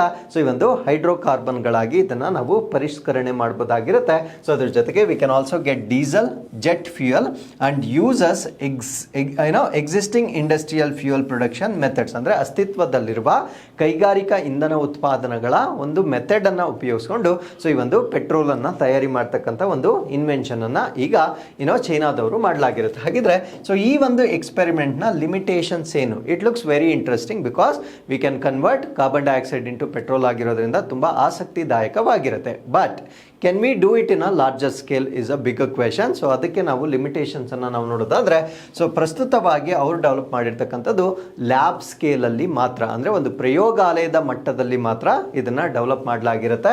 ಸೊ ಎಫಿಷಿಯನ್ಸಿ ಸ್ಟಿಲ್ ಇಂಪ್ರೂವಿಂಗ್, ಅಂದರೆ ಅದರ ದಕ್ಷತೆ, ಅಂದರೆ ನಾವೇನು ಇನ್ಪುಟ್ಟನ್ನು ಕೊಡ್ತಾ ಇದ್ದೇವೆ, ಏನು ಔಟ್ಪುಟ್ಟನ್ನು ನಾವು ಪಡ್ಕೊಳ್ತಾ ಇದ್ದೇವೆ ಅದಿನ್ನೂ ಕೂಡ ಇಂಪ್ರೂವ್ ಆಗಬೇಕು. ಯಾಕಂದರೆ ಯಾವುದೇ ಒಂದು ಎಕ್ಸ್ಪೆರಿಮೆಂಟಲ್ಲಿ ಆ ಕಾಸ್ಟ್ ಅಂತಕ್ಕಂಥದ್ದು ತುಂಬ ಇಂಪಾರ್ಟೆಂಟ್ ಆಗಿರುತ್ತೆ. ನಮಗೆ ಬರ್ತಕ್ಕಂಥ ಒಂದು ಪ್ರಾಡಕ್ಟ್ ಏನಿರುತ್ತೆ ಆ ಒಂದು ಉತ್ಪಾದನೆಯಲ್ಲಿ ನಮ್ಮ ಕಾಸ್ಟ್ ಅಂತಕ್ಕಂಥದ್ದು ಜಾಸ್ತಿ ಇರಬಾರ್ದು. ಆವಾಗಲ ಮಾತ್ರ ಅದನ್ನು ನಾವು ಲಾರ್ಜರ್ ಸ್ಕೇಲಲ್ಲಿ ನಾವು ಅದನ್ನು ಪ್ರೊಡ್ಯೂಸ್ ಮಾಡ್ಬೋದಾಗಿರುತ್ತೆ. And high cost of advanced material, so ಇಲ್ಲಿ ಬಳಕೆ ಮಾಡ್ತಕ್ಕಂಥ ಸುಧಾರಿತ ಸಾಮಗ್ರಿಗಳ ವೆಚ್ಚ ಹೆಚ್ಚಾಗಿರ್ತಕ್ಕಂಥದ್ದು. And scaling to industrial level is complex. So ಇದನ್ನು ಪ್ರಯೋಗಾಲಯದಿಂದ ಕೈಗಾರಿಕಾ ಮಟ್ಟಕ್ಕೆ ತೆಗೆದುಕೊಂಡು ಬರ್ತಕ್ಕಂಥದ್ದು ಸಂಕೀರ್ಣವಾಗಿರುತ್ತೆ. But day by day so ಇದನ್ನು ಸಿಂಪ್ಲಿಫೈ ಮಾಡ್ತಕ್ಕಂಥ ಪ್ರಯತ್ನಗಳನ್ನು ಕೂಡ ಮಾಡ್ಬೋದಾಗಿರುತ್ತೆ. ಸೊ ಇಷ್ಟು ನಮಗೆ ಈ ಒಂದು ಎಕ್ಸ್ಪೆರಿಮೆಂಟ್ ಬಗ್ಗೆ ಗೊತ್ತಿರಬೇಕಾಗಿರುತ್ತೆ. ಸೊ ಛತ್ತೀಸ್ಗಢ್ ಬರ್ಸರ್ ಪಂಡುಮ್ ಫೆಸ್ಟಿವಲ್, ಸೊ ಛತ್ತೀಸ್ಗಢ್ನಲ್ಲಿ ಒಂದು ಹಬ್ಬ ನಡೆಯುತ್ತೆ. ಸೊ ಆ ಒಂದು ಹಬ್ಬವನ್ನು ನಾವು ಬಸ್ತರ್ ಪಂಡುಮ್ ಫೆಸ್ಟಿವಲ್ ಅಂತ ಕರಿತೇವೆ. ಸೊ ಈ ಒಂದು ಹಬ್ಬವನ್ನು ಛತ್ತೀಸ್ಗಢ್ನ ಬಸ್ಟಾರ್ ರೀಜನ್ ಅಲ್ಲಿ ನಡೀತಕ್ಕಂಥದ್ದು. It is deep tribal heritage ಮತ್ತು ಟ್ರೆಡಿಷನ್ಸ್, ಅಂದರೆ ಇದು ಆಳವಾದ ಬುಡಕಟ್ಟು ಪರಂಪರೆ ಮತ್ತು ಸಂಪ್ರದಾಯಗಳಿಗೆ ಹೆಸರುವಾಸಿಯಾಗಿರ್ತಕ್ಕಂಥ ಹಬ್ಬವಾಗಿರುತ್ತೆ. ಇಂಟರ್ನ್ಯಾಷನಲ್ ಎಪಿಲೆಪ್ಸಿ ಡೇ, ಇದನ್ನು ನಾವು ಅಂತಾರಾಷ್ಟ್ರೀಯ ಅಪಸ್ಮಾರ ದಿನ ಅಂತ ಹೇಳ್ತೇವೆ. ಸೊ ಈ ಒಂದು ದಿನವನ್ನು ಪ್ರತಿ ವರ್ಷ 9ನೇ ಫೆಬ್ರವರಿ, ಅಂದರೆ ಯೂಶಲಿ ಈ ವರ್ಷ 9ನೇ ಫೆಬ್ರವರಿ ಬಂದಿದೆ. ಸೊ ಈ ಒಂದು ದಿನವನ್ನು second Monday of February each year, so ಪ್ರತಿ ವರ್ಷ ಫೆಬ್ರವರಿ ತಿಂಗಳಲ್ಲಿ ಬರ್ತಕ್ಕಂಥ 2ನೇ ಸೋಮವಾರದಂದು ಅಬ್ಸರ್ವ್ ಮಾಡ್ತಕ್ಕಂಥ ಒಂದು ದಿನವಾಗಿರುತ್ತೆ. ಹಾಗಿದ್ರೆ ಎಪಿಲೆಪ್ಸಿ ಅಥವಾ ಅಪಸ್ಮಾರ ಅಂದರೆ ಏನು? ಇದನ್ನು ನಾವು ಮೂರ್ಛೆ ರೋಗ ಅಥವಾ ಅಪಸ್ಮಾರ ಅಂತ ಕೂಡ ಕರಿಬೋದಾಗಿರುತ್ತೆ. ಸೊ ಇದರಲ್ಲಿ ಕ್ರೋನಿಕ್ ನ್ಯೂರೋಲಾಜಿಕಲ್ ಡಿಸಾರ್ಡರ್, ಅಂದರೆ ಇದು ನರಗಳಿಗೆ ಸಂಬಂಧಪಟ್ಟಿರ್ತಕ್ಕಂಥ ಒಂದು ದೀರ್ಘಕಾಲದ ಕಾಯಿಲೆ ಆಗಿರುತ್ತೆ. ಅಂದರೆ ಕೇವಲ ಒಂದು ಸತಿ ಬಂದು ಹೋಗೋವಂತಹ ಕಾಯಿಲೆ ಆಗಿರೋದಿಲ್ಲ. Almost through out the life ನಾವು ಎಷ್ಟೇ ಟ್ರೀಟ್ಮೆಂಟನ್ನು ತೆಗೆದುಕೊಂಡ್ರೂ ಕೂಡ ಅದನ್ನು ನಾವು ಕಂಟ್ರೋಲಲ್ಲಿ ಇಟ್ಕೊಳ್ಬೇಕಾಗಿರುತ್ತೆ. ಸೊ ಅದಕ್ಕೆ ಇದನ್ನು ನಾವು ದೀರ್ಘಕಾಲದ ಅಥವಾ ಕ್ರೋನಿಕ್ ಡಿಸೀಸ್ ಅಂತ ಹೇಳ್ಬೋದಾಗಿರುತ್ತೆ. So it is characterized by recurrent unprovoked seizures, ಅಂದರೆ ಪುನರಾವರ್ತಿತ ಅಪ್ರಚೋದಿತ ರೋಗಗ್ರಸ್ತವಾಗುವಿಕೆ. ಒಂದು ಮಜಲ್ ಸೆಳೆತ ಏನಿರುತ್ತೆ ಅದು ಆಗಾಗ್ಗೆ ಮರುಕಳಿಸ್ತಕ್ಕಂಥ ಒಂದು ರೋಗವಾಗಿ ನಾವು ಇದನ್ನು ನೋಡ್ಬೋದಾಗಿರುತ್ತೆ. So caused by abnormal electrical activity in brain. So ನಮ್ಮ ಒಂದು ಮೆದುಳಿನಲ್ಲಿ ಈ ಎಲೆಕ್ಟ್ರಿಕಲ್ ಆಕ್ಟಿವಿಟಿ ಅಂತ ನಡೆಯುತ್ತೆ. ಎಲೆಕ್ಟ್ರಿಕಲ್ ಆಕ್ಟಿವಿಟಿ ಅಂದರೆ ಆ ಒಂದು ಇಂಪಲ್ಸಸ್ ಮೆದುಳಿನಿಂದ ನಮ್ಮ ಬೇರೆ ಬೇರೆ ಭಾಗಗಳಿಗೆ ಅದು ಸಪ್ಲೈ ಆಗ್ತಾ ಇರುತ್ತೆ. ಆ ಸಪ್ಲೈ ಆಗ್ತಕ್ಕಂಥ ವಿದ್ಯುತ್ ಚಟುವಟಿಕೆ ಅಂತಕ್ಕಂಥದ್ದು ತುಂಬ ಅಸಹಜವಾದಾಗ ಬರ್ತಕ್ಕಂಥ ಒಂದು ಕಾಯಿಲೆಯನ್ನು ನಾವು ಎಪಿಲೆಪ್ಸಿ ಅಂತ ಹೇಳ್ತಕ್ಕಂಥದ್ದು. ಸೊ ಹಾಗಿದ್ರೆ ಎಪಿಲೆಪ್ಸಿಗೆ ಸಂಬಂಧಪಟ್ಟಂತೆ ಇನ್ನೂ ಹೆಚ್ಚಿನ ಮಾಹಿತಿಯನ್ನು ನಾವು ಡಿಸ್ಕಸ್ ಮಾಡೋದಾದರೆ, so sudden burst of electrical activity, ಅಂದರೆ ಮೆದುಳಿನ ವಿದ್ಯುತ್ ಚಟುವಟಿಕೆ ಅಂತಕ್ಕಂಥದ್ದು ಸೊ ಹಠಾತ್ತನೆ ಹೆಚ್ಚಾಗ್ತಕ್ಕಂಥದ್ದನ್ನು ನಾವು ನೋಡ್ಬೋದಾಗಿರುತ್ತೆ. ಅಂದರೆ ಸಡನ್ ಆಗಿ ನಾರ್ಮಲಿ ಆ ಎಲೆಕ್ಟ್ರಿಕಲ್ ಇಂಪಲ್ಸಸ್ ಅದು ಟ್ರಾನ್ಸ್ಫರ್ ಆಗ್ತಾನೆ ಇರಬೇಕು, ಬಿಕಾಸ್ ನಮ್ಮ ವೈಟಲ್ ಆರ್ಗನ್ಸ್ ಅಂತಕ್ಕಂಥದ್ದು ನಿರಂತರವಾಗಿ ಕೆಲಸ ಮಾಡಬೇಕಾಗಿರುತ್ತೆ. ಬಟ್ ಸಮ್ಟೈಮ್ಸ್ ಏನಾಗುತ್ತೆ ಅಂದರೆ ಇದು ಓವರ್ ಆಕ್ಟಿವ್ ಆಗುತ್ತೆ, ನಮ್ಮ ಮೆದುಳು ಅಂತಕ್ಕಂಥದ್ದು ಹೆಚ್ಚಾಗಿ ಕೆಲಸ ಮಾಡಲಿಕ್ಕೆ ಪ್ರಾರಂಭವಾಗುತ್ತೆ. ಆಗ ಬರ್ತಕ್ಕಂಥ ಒಂದು ಸನ್ನಿವೇಶವನ್ನೇ ನಾವು ಈ ಒಂದು ಎಪಿಲೆಪ್ಸಿ ಅಂತ ಕರೀತಕ್ಕಂಥದ್ದು. ಸೊ ಇದರಿಂದ ನಮ್ಮ ದೇಹದ ಒಂದು ಚಲನೆಗಳ ಮೇಲೆ ಅದು ಪರಿಣಾಮ ಬೀರುತ್ತೆ, ಮೂವ್ಮೆಂಟ್ ಆಫ್ ದಿ ಬಾಡಿ ಮೇಲೆ ಅದು ಪರಿಣಾಮವನ್ನು ಬೀರುತ್ತೆ. ಸೆನ್ಸೇಷನ್ ಅಥವಾ ಸಂವೇದನೆ, ಅಂದರೆ ನಮ್ಮ ಸೆನ್ಸಸ್ ಮೇಲೆ ಅದು ಪರಿಣಾಮ ಬೀರುತ್ತೆ. ಬಿಹೇವಿಯರ್ ಅಥವಾ ನಡವಳಿಕೆಯ ಮೇಲೆ ಪರಿಣಾಮ ಬೀರುತ್ತೆ. ಅವೇರ್ನೆಸ್, ಅಂದರೆ ನಮ್ಮ ಜಾಗೃತಿ, ವಿ ಲೂಸ್ ಅವರ್ ಅವೇರ್ನೆಸ್, ನಾವು ಯಾವ ಪರಿಸ್ಥಿತಿಯಲ್ಲಿ ಇದ್ದೇವೆ ಅನ್ನೋದನ್ನ ನಾವು ಮರ್ತೋಗ್ತೇವೆ. ಸೊ ಆ ಒಂದು ಬದಲಾವಣೆ ಆಗುತ್ತೆ. ಸೊ ಕೆಲವೇ ಸೆಕೆಂಡ್ಗಳಿಂದ ಕೆಲವು ನಿಮಿಷಗಳವರೆಗೂ ಬರ್ತಕ್ಕಂಥ ಒಂದು ಕಾಯಿಲೆಯಾಗಿ ನಾವು ಇದನ್ನು ನೋಡ್ಬೋದಾಗಿರುತ್ತೆ. ಹಾಗಿದ್ರೆ so what are the different types of seizures, ಅಪಸ್ಮಾರದ ವಿಧಗಳು ಯಾವ್ಯಾವು ಅಂತ ನಾವು ನೋಡೋದಾದ್ರೆ, ಫೋಕಲ್ ಸೀಜರ್ ಅಂತ ಕರಿತೇವೆ. ಫೋಕಲ್ ಅಂದರೆ ಪಾರ್ಷಿಯಲ್ ಅಥವಾ ಭಾಗಶಃ ಅಂತ ಹೇಳ್ತೇವೆ. ಸೊ ಇದರ ಅರ್ಥ ಏನು ಅಂದರೆ starts in one area of the brain, ಅಂದರೆ ಮೆದುಳಿನ ಕೇವಲ ಒಂದು ಭಾಗದಲ್ಲಿ ಮಾತ್ರ ಇದು ಉಂಟಾಗ್ತಕ್ಕಂಥ ಒಂದು ಕಾಯಿಲೆ ಆಗಿರುತ್ತೆ. May affect awareness or not. So ಇದು ನಮ್ಮ ಅರಿವಿನ ಬಗ್ಗೆ ಪರಿಣಾಮ ಬೀರ್ಬೋದು ಅಥವಾ ಬೀರ್ದೇನೆ ಇರ್ಬೋದು, because it is only affecting one part of the brain ಆಗಿರೋದ್ರಿಂದ ಸೊ ಇದು ಸಂಪೂರ್ಣವಾಗಿ ನಮ್ಮ ಅವೇರ್ನೆಸ್ ಅನ್ನ ಕಳೆದುಕೊಳ್ತಕ್ಕಂಥ ಸಾಧ್ಯತೆ ಬಹಳ ಕಡಿಮೆ ಇರತಕ್ಕಂಥ ಒಂದು ಕಾಯಿಲೆ ಇದಾಗಿರುತ್ತೆ. ಸೊ ಇನ್ನೊಂದನ್ನು ನಾವು ಜನರಲೈಸ್ಡ್ ಸೀಜರ್ಸ್ ಅಂತ ಕರಿತೇವೆ, ಅಂದರೆ ಸಾಮಾನ್ಯೀಕರಣದ ಅಪಸ್ಮಾರ ಅಂತ ಕರಿತೇವೆ. It affects both sides of the brain, ಮೆದುಳಿನ ಎರಡೂ ಬದಿಗಳಲ್ಲಿ. ಯಾಕಂದರೆ ಮೆದುಳಲ್ಲಿ ಎರಡು ಭಾಗಗಳಿರುತ್ತೆ, ರೈಟ್ ಹೆಮಿಸ್ಪಿಯರ್ ಮತ್ತು ಲೆಫ್ಟ್ ಹೆಮಿಸ್ಪಿಯರ್, ಬಲ ಅರ್ಧಗೋಳ ಮತ್ತು ಎಡ ಅರ್ಧಗೋಳ ಅಂತ ಕರಿತೇವೆ. ಸೊ ಎರಡೂ ಗೋಳಗಳಲ್ಲಿ ತೊಂದರೆ ಉಂಟಾದಾಗ ಬರ್ತಕ್ಕಂಥದ್ದನ್ನು ನಾವು ಜನರಲೈಸ್ಡ್ ಅಪಸ್ಮಾರ ಅಂತ ಕರಿತೇವೆ. ಸೊ ಈ ಒಂದು ಜನರಲೈಸ್ಡ್ ಅಪಸ್ಮಾರದಲ್ಲಿ ಟೋನಿಕ್ ಕ್ಲೋನಿಕ್ ಅಂತ ಬರುತ್ತೆ. ಟೋನಿಕ್ ಕ್ಲೋನಿಕ್ ಅಂದರೆ ಮಸಲ್ಸ್ಗಳ ಸೆಳೆತ ಹೆಚ್ಚಾಗುತ್ತೆ. ಟೋನ್ ಅಂದರೆ ನಮ್ಮ ಮಸಲ್ ಟೋನ್ ಅಲ್ಲಿ ಸೆಳೆತ ಹೆಚ್ಚಾಗ್ತಕ್ಕಂಥ ಒಂದು ಕಾಯಿಲೆ ಇದಾಗಿರುತ್ತೆ. ಆಬ್ಸೆನ್ಸ್ ಅಂದರೆ ಅನುಪಸ್ಥಿತಿ, ಅಂದರೆ ಬ್ರೀಫ್ ಸ್ಟೇರಿಂಗ್ ಸ್ಪೆಲ್ಸ್, ಅಂದರೆ ನಮ್ಮ ಕಣ್ಣುಗಳು ಒಂದೇ ಸಾರಿ ಸ್ಟೇರಿಂಗ್ ಆಗ್ತಕ್ಕಂಥದ್ದು, ಅಂದರೆ we will become absent minded. ಏನಾಗ್ತಾ ಇದೆ ಅಂತಕ್ಕಂಥದ್ದೇ ಕೂಡ ನಮಗೆ ಗೊತ್ತಾಗೋದಿಲ್ಲ. ನಮ್ಮ ಐಲಿಡ್ಸ್ ತುಂಬ ಬ್ರಾಡ್ ಆಗಿ ಓಪನ್ ಆಗ್ತಕ್ಕಂಥದ್ದು. ಆ್ಯಂಡ್ ಮಯೋಕ್ಲೋನಿಕ್ ಅಂದರೆ ಸಡನ್ ಜರ್ಕ್ಸ್, ಅಂದರೆ ನಮ್ಮ ಬಾಡಿ ಅಂತಕ್ಕಂಥದ್ದು ಸೊ ಅದು ಸಡನ್ ಆಗಿ ಮೂವ್ ಆಗಲಿಕ್ಕೆ, ರಿಪೀಟೆಡ್ಲಿ ಅದು ಮೂವ್ ಆಗಲಿಕ್ಕೆ ಪ್ರಾರಂಭವಾಗುತ್ತೆ.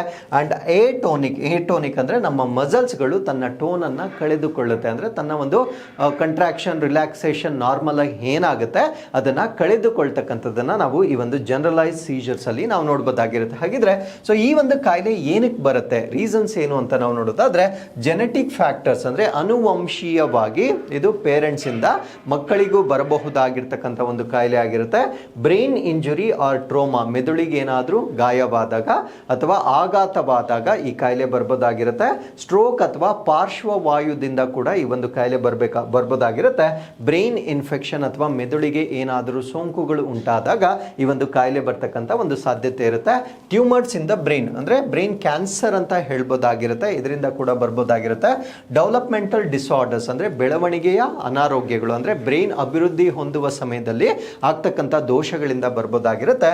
ಸಮ್ ಟೈಮ್ಸ್ ಅನ್ನೋನ್, ಕೆಲವೊಮ್ಮೆ ಯಾವ ರೀಸನ್ ಅಂತ ನಾವು ಪತ್ತೆನೇ ಹಚ್ಚಲಿಕ್ಕೆ ಆಗೋದಿಲ್ಲ, ಅದರಿಂದ ಕೂಡ ಈ ಒಂದು ಸೀಜರ್ಸ್ ಬರ್ತಕ್ಕಂಥ ಸಾಧ್ಯತೆಯನ್ನು ನಾವು ನೋಡ್ಬೋದಾಗಿರುತ್ತೆ. ನಾವು ಹೌ ಟು ಡಯಾಗ್ನೈಸ್, ಈ ಒಂದು ಕಾಯಿಲೆ ಆ ವ್ಯಕ್ತಿಗೆ ಇದೆಯಾ ಇಲ್ವಾ ಅನ್ನೋದನ್ನ ನಾವು ತಪಾಸಣೆ ಮಾಡೋದು ಹೇಗೆ.